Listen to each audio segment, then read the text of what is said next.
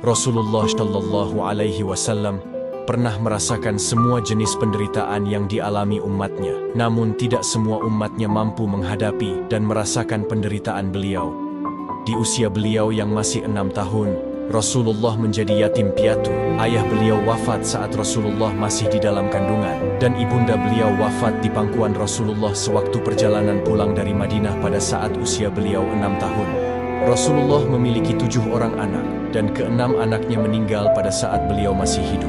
Rasulullah mengalami masa sedih setelah pamannya yang selalu melindungi dakwah beliau wafat. Tak selang lama istri tercintanya, Sayyidah Khadijah, juga wafat.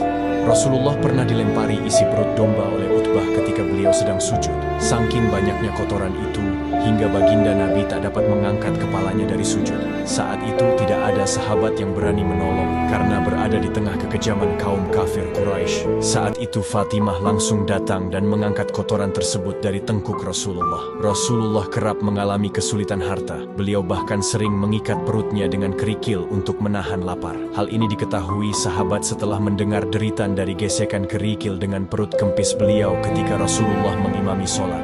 Rasulullah juga pernah pulang ke rumah dengan wajah penuh dengan debu, disebabkan salah satu orang kafir Quraisy yang menabur debu ke wajah Rasulullah. Fatimah segera membersihkan wajah beliau dengan uraian air mata. Rasulullah tak mempermasalahkan diri beliau, namun tangis yang keluar dari Fatimah membuat beliau begitu pilu. Rasulullah pernah dicekik dengan selendang ketika beliau sedang sholat, hingga Abu Bakar datang menolong.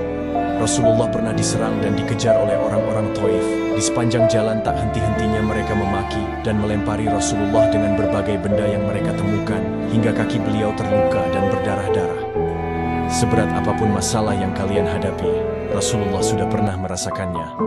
Bahkan beliau pernah berkata, "Jika kalian bersedih dan menderita, ingatlah penderitaanku."